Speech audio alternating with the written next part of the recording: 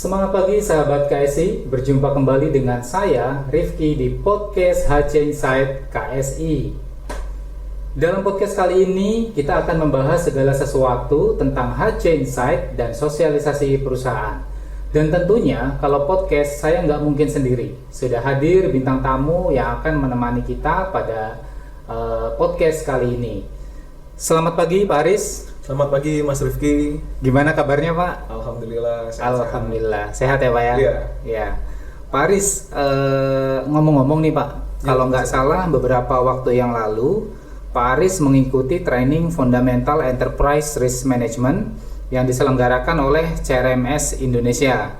Nah, barangkali bisa di-highlight sedikit Pak mengenai kegiatan trainingnya seperti apa Pak? Iya. Mungkin saya sedikit bercerita ini Pak Rifki. Alhamdulillah waktu itu saya diberikan training oleh HC ya di sini, HC KSI. Waktu itu kondisinya masih pandemi ya Mas. Jadi waktu training itu belum ada kita offline. Biasanya kan training kita ini nih rata-rata di kelas ya Mas ya. Bisa ini. Nah, cuman mungkin ini bagian dari mitigasi risiko juga nih kalau kita ngobrol terkait dengan risiko di sini. Iya. Jadi training ini dilaksanakan dengan online, Mas. Jadi trainingnya itu dilaksanakan secara online ya Pak ya? Betul, Mas. Oke. Jadi dari beberapa peserta yang ada di Indonesia itu kita bertemu di online, Mas. Beberapa peserta dari seluruh Indonesia. Berarti seluruh perusahaan itu mengikuti training ya Pak ya? Betul, Banyak Mas. perusahaan lah di seluruh Indonesia ya. Jadi waktu itu teman-teman saya juga ada yang dari di site ini ya, pertambangan juga. Rata-rata sih banyak kan dari perusahaan ini ya, tambang, terus perusahaan pelabuhan gitu. Manufaktur ya Pak ya. Betul. Tapi ada juga kan ya Pak perusahaan jasa yang mengikuti training tersebut. Waktu itu yang ikut cuman berdua saja yang jasa itu. Rata-rata kamu banyak kan perusahaan-perusahaan besar itu ya Mas. Iya, oke. Nah, sorry banget nih Pak, kita baru mulai udah langsung berat banget nih bahasnya nih ya. Saya sampai lupa nih, kita belum ngobrol-ngobrol nih lebih dalam lagi nih. Pak Aris saat ini itu masih sebagai pengelola resiko di perusahaan atau seperti apa Pak? Jadi kalau saat ini itu kita kebetulan sekarang saya di internal audit ya Mas ya. Oke, di internal audit ya Pak. Jadi saat itu waktu saya training memang saya waktu itu pengelola risiko Mas. Jadi waktu itu saya masih pegang di legal and risk management. Saat itu untuk risk management kita memang pengelola. Kita mulai identifikasi dan lain-lain ya di situ.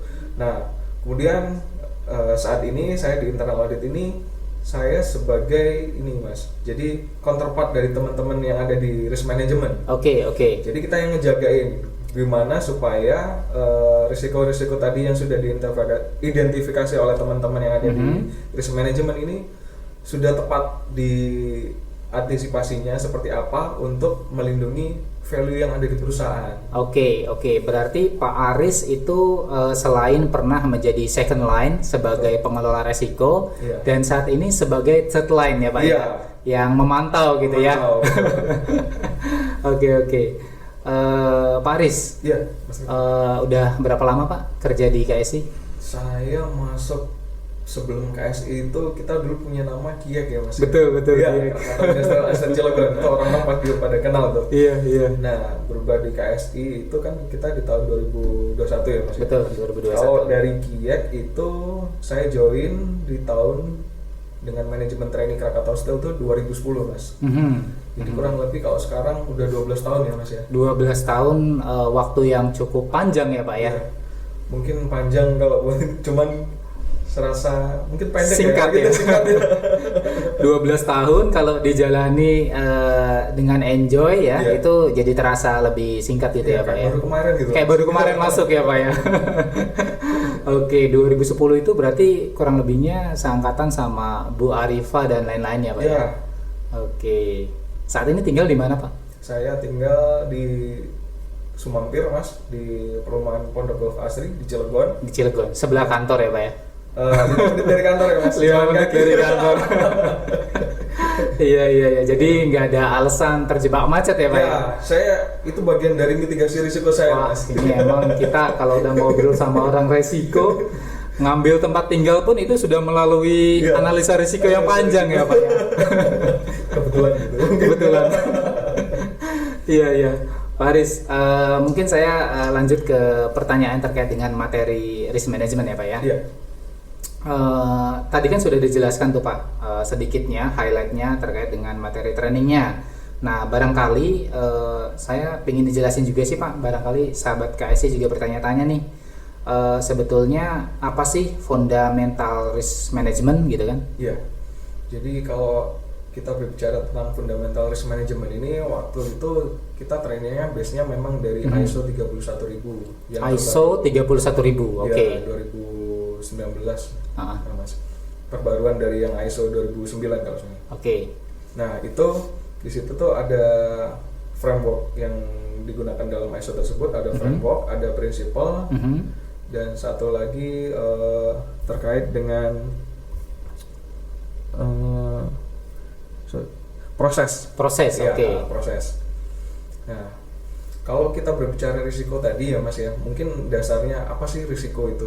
Risiko itu dari efek ketidakpastian terhadap sasaran ya Mas ya. Oke. Kalau kita bicara, mungkin tadi seperti yang contoh saya bilang tadi ya, rumah saya dekat dari kantor. Nah, kalau kita bilang sasaran saya itu kan bagaimana saya berangkat ke kantor tepat waktu jam 8 pagi ya. Kalau di waktu di KS ini jam 8 pagi. Bagaimana sih saya bisa mencapai sasaran tersebut? Mungkin tadi ya risiko-risiko yang ada tadi ada macet. Kalau misalnya kita berangkat dari rumah, terus mungkin saya bangunnya kesiangan, terus di sana tiba-tiba ada huru-hara, demonstrasi gitu demonstrasi betul Mas. Jadi bagaimana sih kita mengendalikan tadi itu risiko-risiko ketidakpastian yang ada di jalan tadi ya, sebelum kita mencapai sasaran di kantor, seperti itu. Bagaimana misal kalau kita terbiasa bangun pagi, ya sudah kita set alarm ya Pak ya. Oke. Alarm jam 5 pagi kan, 5 pagi gitu ya. Subuh olahraga sedikit atau seperti apa, kemas-kemas mandi ya, paling enggak 7:30 sudah sampai kantor. Nah itu orang resiko Pak. Betul. Kalau saya beda lagi Pak. Gimana Mas? Set alarm 4:30 Pak. 4:30. Oke, bunyi alarm, saya matiin dulu Pak. Jadi lanjut tidur lagi. Oke. lanjut Pak. Oke, jadi bagaimana kita tadi itu mengelola risiko-risiko yang tidak pasti tadi. Semakin kita baik mengelola risiko tadi, semakin kecil kan dampak yang kita hadapi Mas. Jadi semakin kita berpotensi untuk terhadap sasaran ini kita semakin baik gitu Mas, mencapai tujuan dari ini. Jadi resiko itu timbul karena adanya sasaran yang ingin dituju ya Pak ya. Jadi setiap ada sasaran, mesti dalam perjalanannya itu ada risiko-risiko ya Pak ya. Betul. Yang tentunya risiko tersebut harus kita kendalikan, kita minimalisir ya Pak ya. Seperti tadi yang diceritakan, kalau misalkan ada macet, ada demonstrasi, huru-hara dan lain-lain. Luar biasa Pak penjelasannya, semoga Sobat KSI tercerahkan ya dengan fundamental risk management. Nah terus kemudian nih Pak, dalam implementasinya risk management kita kan mengenal istilah SMART Pak. Nah ini saya juga penasaran nih, sebetulnya SMART itu apa sih Pak? Kalau ini sebenarnya istilah umum ya, SMART ini Mas. Mungkin kalau Mas Rifki kan pernah di PDJA juga ya.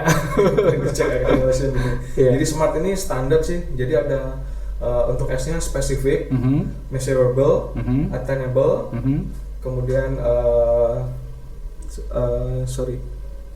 relevan, kemudian time bound yang terakhir. Time bound, oke. Nah, spesifik ini kita menjelaskan sasaran ini jelas apa, siapa, dan kapan gitu. Kemudian untuk measurable itu sasaran ini dapat diukur Mas. Seperti tadi ya, untuk spesifiknya kita mau berangkat ke kantor harus tepat waktu jam 8. Itu spesifik kan Mas. Siapa nih subjeknya? Kita saya atau Mas Rifki yang berangkat di situ. Terus jam berapa? Jam 8. Kemudian untuk measurable ini kita mengukur perjalanan kita dari rumah ke kantor itu berapa jam? Berapa menit gitu ya? Berapa menit, betul. Kemudian untuk yang attainable ini kita bikin sasaran tuh yang dapat dicapai Mas. Jadi kalau kita lihat perjalanan dari rumah ke kantor ini, katakanlah tadi disampaikan Mas Rifki 30 menit. Ya kita kalau bisa lebih cepat, katakanlah 20 menit atau 15 menit itu lebih bagus kan Mas. Targetnya itu berarti sesuai dengan visi kita untuk mencapai 30 menit tadi. Jadi kan kita nggak ngada-ngada lah, nggak alasan Pak ada apa-apa gitu mungkin ya, seperti itu. Kemudian untuk yang relevan ini, jadi ini sesuai dengan visi kita. Kita sampaikan tadi visi kita sampai ke rumah, sampai ke kantor 30 menit. Jadi ya sesuai dengan itu. Kita nggak mengada-ngada gitu. Kemudian untuk time bound ini yang jelas kalau kita bikin sasaran itu harus punya target jangka waktu ya Mas. Kapan sasaran itu bisa diselesaikan. Jadi kita nggak ngawang-ngawang. Jadi kalau kita punya katakanlah tugas itu diselesaikan dalam quarter keberapa gitu. Nah, semakin baik kita semakin cepat menyelesaikan tugas tersebut. Dampaknya juga akan terasa dalam sasaran ini gitu. Jadi semuanya harus terukur ya Pak. Setiap sasaran atau yang akan kita tuju itu harus ada ukurannya. Karena tanpa ukuran ya tentunya kita tidak mungkin mengantisipasi hal tersebut gitu ya Pak ya. Oke, luar biasa sekali Pak Aris. Terima kasih Pak. Terus kemudian saya juga mau nanya lagi nih Pak. Apa sih perbedaan risiko dan masalah? Nah, ini saya terus terang kadang-kadang masih suka tuker-tuker nih. Mana yang dimaksud dengan risiko, mana yang dimaksud dengan masalah. Kok mirip-mirip ya Pak kayaknya Pak? Iya, mungkin kalau bahasa anak sekarang tuh beti ya Mas. Beda tipis. Antara risiko dan masalah. Iya, beti ya Pak. Itu masalah lo gitu. Oke Mas. Jadi kalau risiko sama masalah ini kita kata dia, yang saya bilang risiko itu dampak dari ketidakpastian ya. Risiko ini kita bilangnya di masa depan Mas. Di masa depan. Betul. Bukan yang sudah terjadi ya Pak ya. Oke. Jadi di masa depan, bagaimana kita identifikasi risiko-risiko ini? Jadi misal tadi yang kita sampaikan, kita mau berangkat ke kantor tepat waktu nih. Risikonya tadi ada macet, ada huru-hara dan lain sebagainya. Nah, itu kita identifikasi Mas. Bagaimana caranya kita meminimalisir risiko ini untuk mencapai sasaran kita.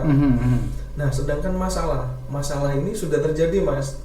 Kita ini tadi nih udah kadung kejebak macet.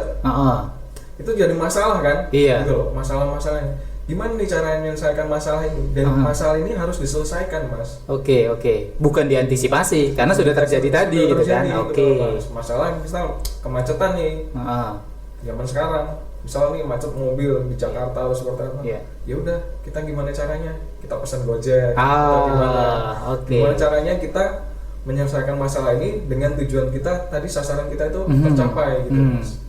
Oke, saya jadi paham nih Pak. Jadi simpelnya perbedaan antara risiko dan masalah itu, kalau masalah itu adalah yang sudah terjadi. Betul. Seperti itu. Dan kalau risiko itu potensi kemungkinan yang akan terjadi di masa depan. Betul. Gitu ya Pak ya. Yang masih ada kemungkinan kita antisipasi atau kita minimalisir masalahnya. Oke. Kita jadi paham nih Sobat KSI ya. Jadi perbedaan risiko dan masalah gitu ya. Oke, terima kasih Pak Aris. Iya Mas. Nah, mungkin yang berikutnya nih Pak, bisa dijelaskan nggak Pak proses atau tahapan-tahapan risk management Pak? Iya, tahapan-tahapan dari risk management ini standar ya Mas, sesuai yang ada di ISO 31000. Jadi yang pertama kita melakukan identifikasi Mas. Identifikasi apa aja risiko. Jadi katakanlah tadi contoh simpelnya yang kita mau berangkat ke kantor, ya tadi resiko kita terlambat bangun, resiko macet di jalan, taksi nggak bisa jemput kita tepat waktu. Jadi kita identifikasi satu persatu Pak. Betul. Masalahnya ya. Oke. Nah, selanjutnya itu berlaku juga buat di kantor ya Mas. Identifikasi di perusahaan juga nih, di departemen katakanlah. Nah, tempatnya Mas Rifki di HC. Nah, risiko apa nih? Banyak banget Pak. Gitu. Jadi itu terkait dengan mungkin tadi salah satunya faktor kedisiplinan ya Mas. Risiko kedisiplinan karyawan. Betul. Kemudian selanjutnya kita analisa nih Mas. Kita peta-peta kan. risiko ini dampaknya gimana nih terhadap kita, apakah ini rendah atau moderat atau seperti apa atau ekstrim. Oh, ada itunya Pak ya, ada ukurannya ya Pak. Betul, di situ Mas. Kemudian selanjutnya kita evaluasi risiko ini dampaknya seperti apa terhadap kita ya, dari hasil evaluasi tadi. Apakah kita berhasil menurunkan risiko tadi Mas? Iya. Misalnya yang tadi yang terkait dengan tingginya keterlambatan karyawan terkait dengan kedisiplinan, ini kan berpengaruh terhadap corporate image juga nih Mas. Betul Pak. Gitu. Jadi bagaimana caranya kita menurunkan risiko tadi itu, dievaluasi.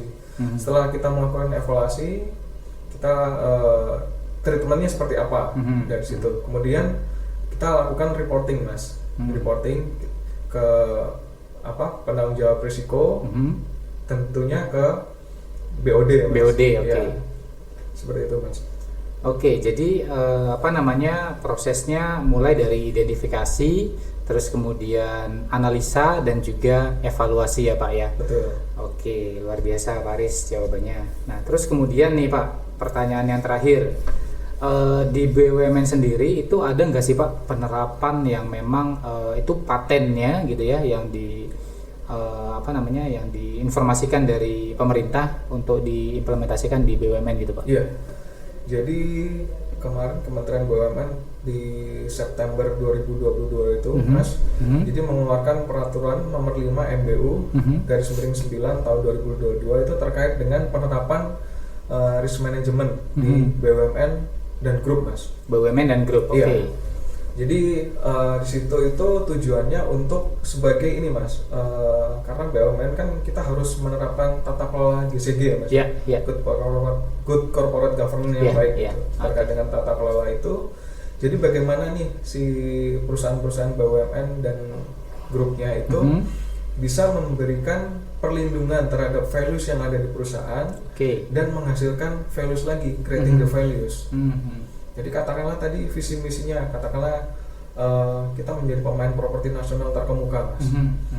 Nah, bagaimana kita melindungi aset-aset yang ada di kita, seperti apa terkait dengan visi tadi. Terus kedepannya kita akan menghasilkan values yang lebih baik lagi. Jadi katakanlah KSI Group ini punya usaha kawasan industri di Cilegon ya Mas, sekarang ini masih di sekitar Cilegon. Dan nextnya kita untuk creating values ini kita punya pengembangan di area lain, di daerah lain gitu. Betul. Ya kita bikin kawasan industri di Pulau Kalimantan misalnya. Betul. Seperti itu gitu kan. Iya, jadi kita sesuaikan dengan visi kita yang tadi kita untuk visi ke nasional ya. Jadi agar image dari si KSI ini bisa dikenal oleh nasional. Tapi kalau visi kita kan sekarang Asia Tenggara nih Mas. Asia Tenggara. Ya, betul. Jadi kita berbicara hanya di Indonesia saja. Indonesia lagi ya. Berarti bisa jadi kita buka kawasan industri juga di Vietnam gitu ya, yang lagi gencar banget nih industrinya. Betul. Iya. Oke. Iya Pak Aris. Oke Pak Aris, sebetulnya nih saya masih pengen banget ya ngobrol-ngobrol lebih panjang lagi, lebih jauh lagi. Cuman memang waktu juga nih Pak yang membatasi kita. Nah, semoga nanti Pak Aris nggak kapok ya.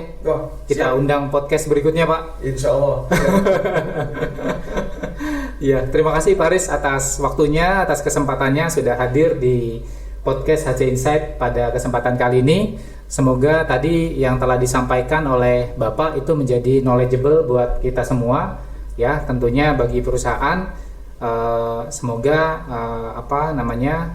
ini menjadi ladang pahala buat kita semua Pak Aris. Terima kasih atas waktunya.